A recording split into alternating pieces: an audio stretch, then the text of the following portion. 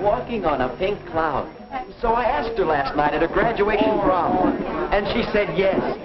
We're going to be married in August. Wow, married? But she's just finishing high school, and you still have 2 years at the university. That's a tough road, Larry. What are you going to use for money? Well, Sue's folks were going to pay something to put her in junior college here in town for 2 years. So we'll have that.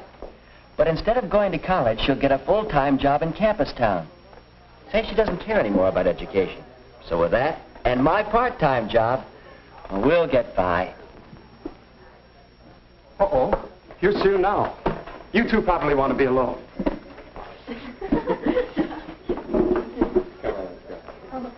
Sue, honey. Oh, Larry. Well, what's the matter? It's the folks. We had a terrible scene. I couldn't sleep a wink. They don't approve. They say I'm too young. They want me to finish 2 more years of schooling before I even get engaged. Oh, Larry. Oh, buck up, sweetheart. They can't stop me. Relax. And act normal till after your graduation next week. Then I can borrow Phil's car.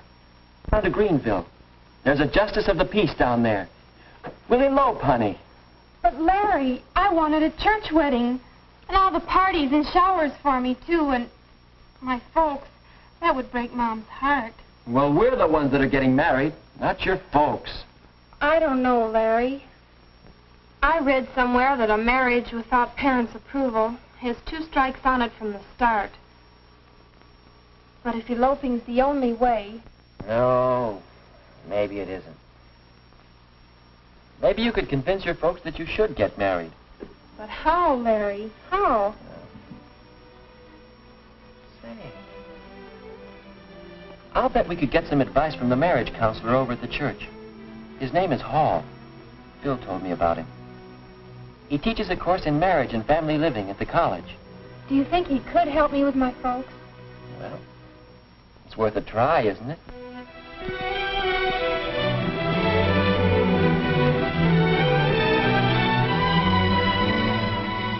My folks don't understand the way I feel. So that's the story, Mr. Hall. Do you think you can help us get married? Why, I'm in favor of marriage. In fact, I spend a good deal of my time helping people to get ready for marriage. Now, let's see. You've known each other for... 3 months, 1 week, 2 days, and 17 hours.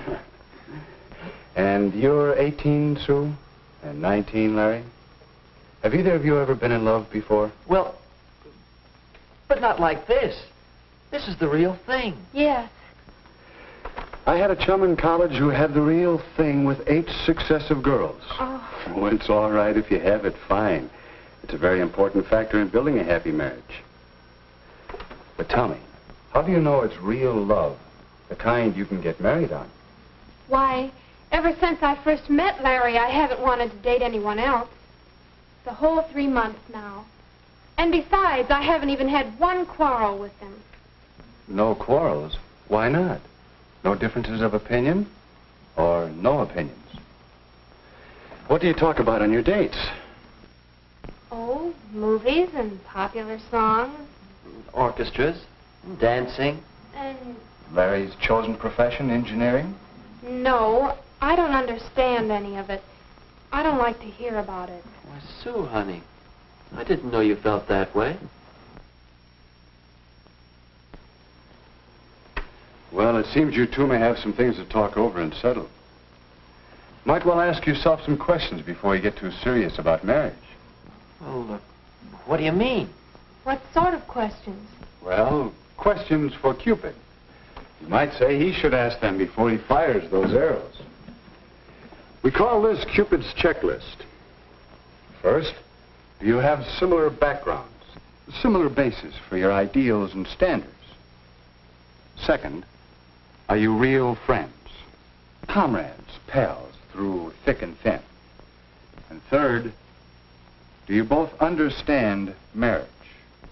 Oh, not the kind in most movies or in most popular songs, but the real everyday kind of marriage, between real people. Do you understand it? Well, golly, Mr. Hall, I don't know the answers to all those questions. I just know that I'm in love with Sue. Is that bad? No, that's good. Sure. And it's good when you recognize that you don't know the answers. It's a good sign. I don't know. I think we're friends. And maybe we can understand marriage, but backgrounds, how do they affect getting married? Well, come over here a minute. Perhaps I can show you what I mean. What's that? I call it a marriage development board. It represents the psychological distance between a husband and a wife from the time they are born until they die. But what does it all mean? Well, let's set it up for you and Sue. When you are born, you inherit a great many differences from your parents. That's part of your background. That makes sense, all right. Now, as you grow up, you each develop separate and unique personalities. Your mental growth, your emotional outlook, your standards and ideals. Larry, your distinctly masculine outlook on life, and Sue, your feminine way of looking at things, your capacities to love and be loved. In these and many other ways, you each acquire a background, so that when you first met, you were probably farther apart, probably more distinct individuals than when you were born.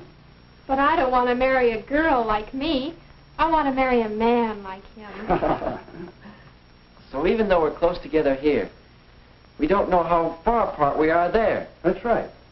When you two met, there was probably an early physical reaction, a romantic attraction that pulled you together, a love appeal that hit you sort of boing. How did you know? Well, it happened to me. It happens in some degree to most couples who become happily married. But it takes more than this boing. For you see, if you're too far apart psychologically, if your backgrounds are not similar enough, it can cause a great deal of argument and unhappiness until... It's gone. Where'd it go? That's what you'll be saying about your romantic love if these other things cause a breakup. No, sir. This is forever with Larry and me. Fine, I hope so.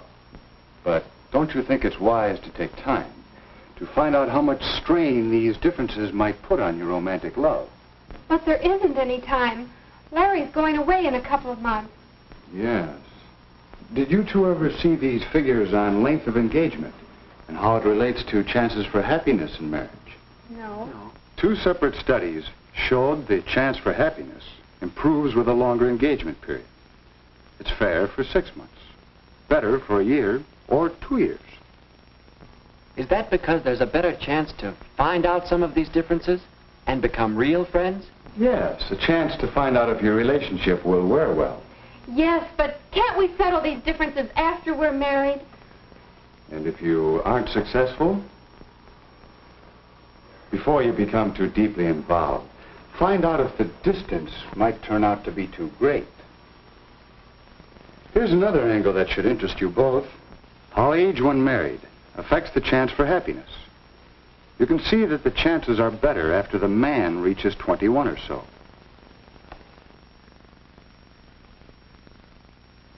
And the same study showed that the woman must be 19 or 20 before the chances for happiness begin to be good.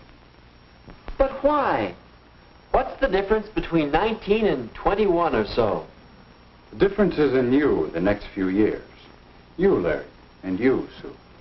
Young people seem to change and mature in these years from 18 to 21 or even later. So that a person you might marry at 18 or so will seem like quite a different person to you a few years later. Gee, hon. Doesn't take an engineer to see that we're on the bad part of the curve of these graphs. All of them. Yeah. I see our chances aren't so good now. What are we going to do? I thought you were going to help us get married.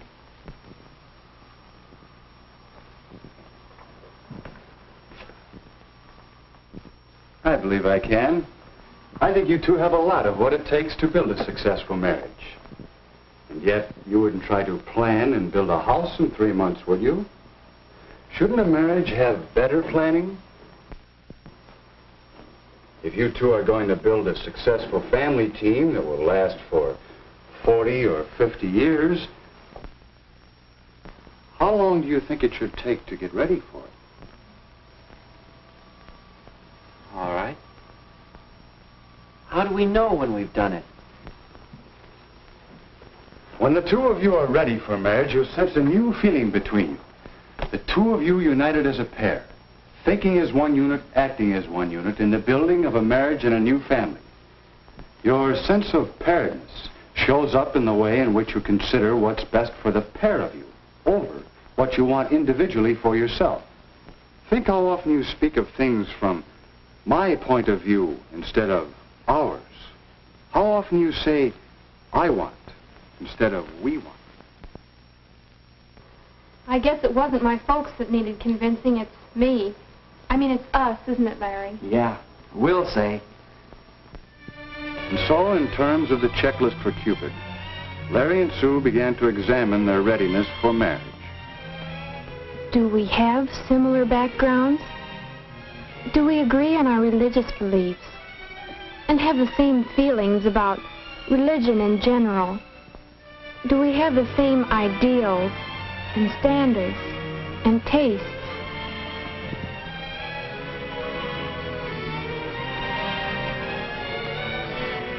Do we enjoy the same friends? Do we share the same interests? And what about Sue and me? Are we real friends? Do we have a real happiness in being together? Talking? Or just doing nothing together? Does each of us really want to make the other one happy?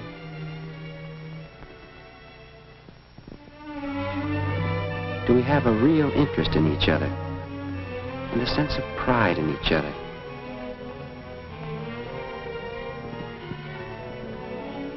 Do we know each other's peculiarities? Do we both have a spirit of give and take?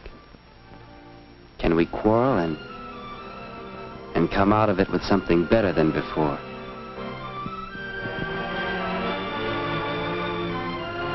Do we really understand marriage? Do we understand the social aspects of marriage? Have we an understanding about money matters and how important it is to have enough money to do more than just get by? Do we understand the physical aspects and the family side of marriage? Do we know how much work there is to a marriage?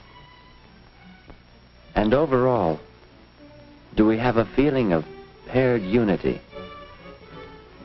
Those questions were helping us to find out just how strong our relationship was and helping us to strengthen it.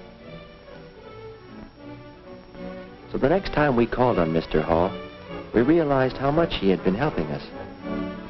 He had been talking for some time with our parents, and there seemed to be general agreement that Sue and I now had a much better idea of just how much psychological distance still separated us. If you want to, Sue, your mother and I, we can make arrangements for you to begin school at State U this fall with Larry instead of at the junior college. If we want to. Then, if you two get along, in school, that is, if you continue to reduce the psychological distance, then perhaps at Christmas vacation or at Easter vacation, we'll be glad to announce the engagement. Oh, Larry! And then we can be married when Larry graduates in 2 years. I mean, 1 year and 10 months and 3 days. Yes, if the engagement period gives you two the opportunity to work things out together. If you both still want it. I guess you might say we're engaged to be engaged. And Mr. Hall, we both want to thank you. And say, now do you think we have anything more than... Bang! Why, yes, I think you've made a good start towards getting ready for marriage.